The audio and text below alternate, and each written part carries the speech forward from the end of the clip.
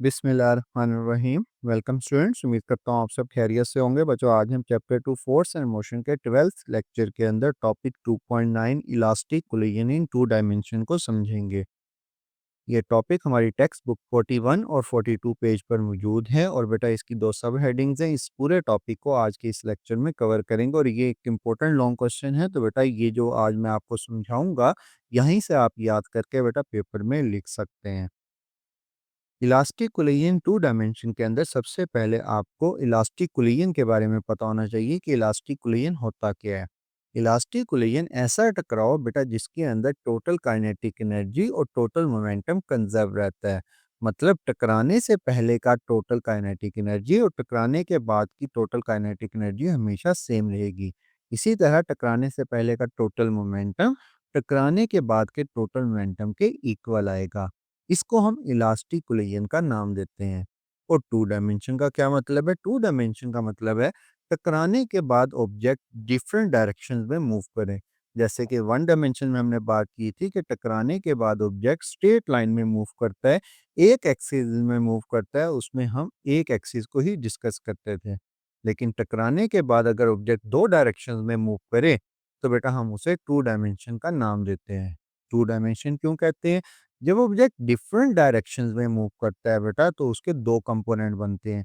एक x axis पर component बनेगा यहाँ पर और एक वाई एक्सिस पर कंपोनेंट बनेगा। इसी तरह इसमें इसका भी एक एक्स एक्सिस पर कंपोनेंट बनेगा और एक वाई एक्सिस पर कंपोनेंट बनेगा, जिसकी वजह से ऐसी कोलिजन को हम टू डायमेंशन का नाम देते हैं। सिंपल अल्फाज के अंदर इलास्टिक कोलिजन टू डायमेंशन के अंदर हम एक ऐसे एग्जांपल लेंगे जिसमें बेटा दो बॉडी दो मैसेज आपस में टकराएंगी और टकराने के बाद डिफरेंट डायरेक्शंस में मूव करेंगी, जैसे कि यहाँ पर डायग्राम पे शो किया जा रहा है। और इस कोलिजन के अंदर बेटा टोटल काइनेटिक एनर्जी और टोटल मोमेंटम कंजर्व रहेगा।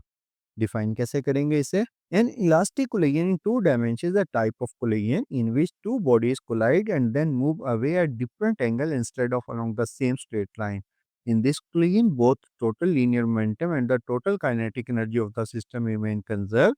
Such collision are common example in physics, like when one moving ball strike another ball at rest and both move away in different directions. इस example में अगर आप गौर करें तो बेटा हमारे पास एक बॉल m1 है जो v1 वेलोसिटी से मूव कर रही है और बेटा ये हेड ऑन कोलिजन नहीं करेगी इसके साथ। हेड ऑन में बेटा बिल्कुल स्ट्रेट लाइन में टकराती है, बल्कि एक कॉर्नर से एज पर जाकर टकराएगी। और ये m2 जो है ये रेस्ट पर है और m2 टकराने के बाद बेटा इस डायरेक्शन में मूव करेगी और ये m1 जो है ये बेटा इस डायरेक्शन में मूव करेगी। और टकराने के बाद जो एंगल बनेगा वो m1 एंगल बनाएगी बेटा एक्स एक्सिस के साथ थीटा 1 और m2 जो है बेटा ये एंगल बनाएगा बेटा थीटा 2। तो बिफोर कोलिजन हम लिखेंगे first ball has mass m1 and velocity v1, तो बेटा इसका मोमेंटम होगा m1 v1। Second ball has mass 2 and initially at rest v2, तो बच्चों m2 का मोमेंटम एग्जिस्ट नहीं करेगा, ना ही इसकी वेलोसिटी एग्जिस्ट करेगी बिफोर कोलिजन।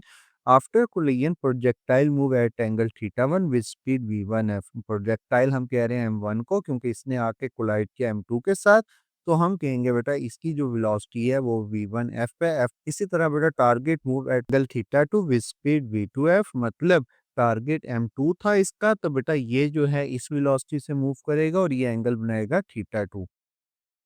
नेक्स्ट, अब हमने कहा था इलास्टिक कोलिजन के अंदर टोटल मोमेंटम और टोटल काइनेटिक एनर्जी कंजर्व रहती है। मतलब टकराने से पहले की काइनेटिक एनर्जी इक्वल आती है टकराने के बाद की काइनेटिक एनर्जी के, और टकराने से पहले का मोमेंटम इक्वल आता है टकराने के बाद के मोमेंटम के।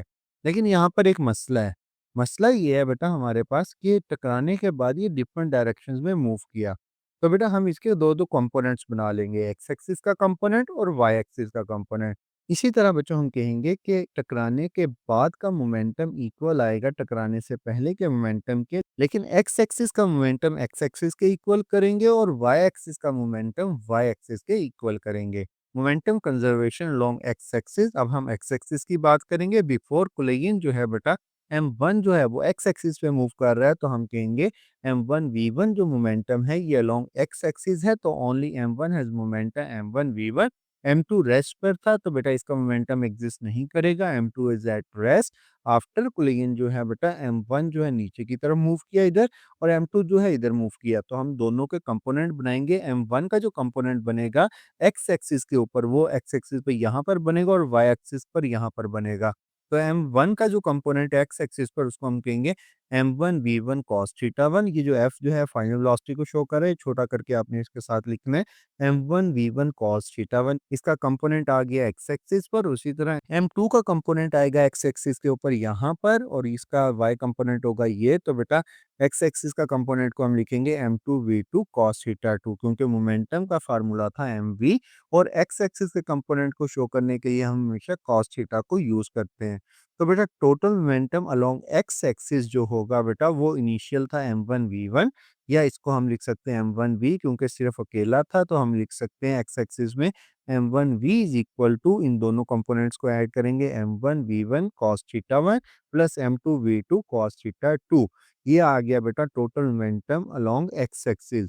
और ये दोनों एक्स एक्सिस के जो कंपोनेंट हैं बेटा, वो सेम डायरेक्शन में है, आगे की तरफ है, इसलिए बेटा हमने इन दोनों को क्या किया है, ऐड किया है।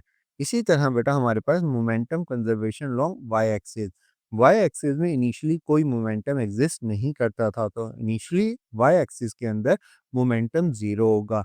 लेकिन टकराने के बाद इन दोनों का वाई कंपोनेंट एग्जिस्ट करता है। M2 का जो वाई कंपोनेंट है बेटा, वो अपवर्ड डायरेक्शन में है, और M1 का जो वाई कंपोनेंट है बेटा, वो डाउनवर्ड डायरेक्शन में है। जिसकी वजह से दोनों की अपोजिट डायरेक्शन की वजह से हम इनके दोनों के वाई कंपोनेंट्स को माइनस करेंगे। M1 का वाई कंपोनेंट बनेगा M1 V1 sin थीटा 1, और M2 का कंपोनेंट बनेगा M2 V2 sin थीटा 2।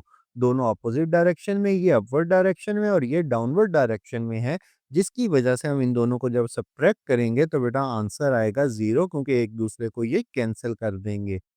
एक मोमेंटम की इक्वेशन आई बेटा अलोंग एक्स एक्सिस, और एक मोमेंटम की इक्वेशन आई अलोंग वाई एक्सिस। हमने कहा था इलास्टिक कोलिजन के अंदर मोमेंटम के साथ साथ काइनेटिक एनर्जी भी कंजर्व रहती है। अब हम तीसरी इक्वेशन ड्राइव करेंगे according to law of conservation of kinetic energy. तो बेटा हमारे पास काइनेटिक एनर्जी का कंजर्वेशन क्या था, total kinetic energy before collision is equal to total kinetic energy after collision. तो बेटा पहले जो है सिर्फ M1 मूव कर रही थी, तो इसकी काइनेटिक एनर्जी आएगी 1/2 M1 V स्क्वायर, और M2 रेस्ट पर थी तो इसकी काइनेटिक एनर्जी भी एग्जिस्ट नहीं करेगी, क्योंकि वेलोसिटी जीरो होने से काइनेटिक एनर्जी जीरो हो जाएगी। और टकराने के बाद बेटा M1 की फाइनल काइनेटिक एनर्जी आएगी 1/2 M1 V1 स्क्वायर F, और F यहाँ पर फाइनल वेलोसिटी को शो कर रहा है। इसी तरह बेटा M2 भी टकराने के बाद मूव कर रही है, तो बेटा इसकी काइनेटिक एनर्जी आएगी 1/2 M2 V2 F स्क्वायर, और ये बेटा काइनेटिक एनर्जी है M2 की आफ्टर कोलिजन। अब बेटा यहाँ से 1/2 को जब हम कॉमन लेंगे, तो कॉमन लेकर इस 1/2 से कैंसिल कर देंगे, तो हमारे पास इक्वेशन बनेगी M1 V square is equal to M1 V1 F square is plus M2 V2 F square. अभी तीन इक्वेशंस आ गई हमारे पास। एक इक्वेशन आई बेटा हमारे पास मोमेंटम अलोंग एक्स एक्सिस की, दूसरी इक्वेशन आई मोमेंटम अलोंग वाई एक्सिस की, और तीसरी इक्वेशन आई है बेटा हमारे पास कंजर्वेशन ऑफ काइनेटिक एनर्जी की।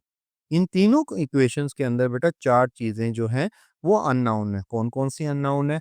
हमें फाइनल वेलोसिटी इस बॉल की नहीं पता, ना ही फाइनल वेलोसिटी इस बॉल की पता है, और ना ही ये दो एंगल पता है, ना थीटा 1 का पता है, ना थीटा 2 का पता है। अगर हमने ये फाइंड आउट करने हैं तो बेटा हमें इन तीनों इक्वेशंस का सहारा लेना पड़ेगा।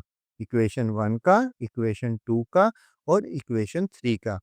और इन तीनों इक्वेशंस को यूज करने के लिए हमें इन चारों वैल्यूज में से कम एक वैल्यू पता होनी चाहिए, तब हम इन इक्वेशंस को यूज कर सकते हैं। तो हम लिखेंगे these three equation help us find the final speed and angle if we know at least one value like one angle. ये था बेटा आज का लेक्चर। लेक्चर अच्छा लगा हो तो लाइक और सब्सक्राइब करना मत भूलिएगा। Thank you. खुदा हाफिज।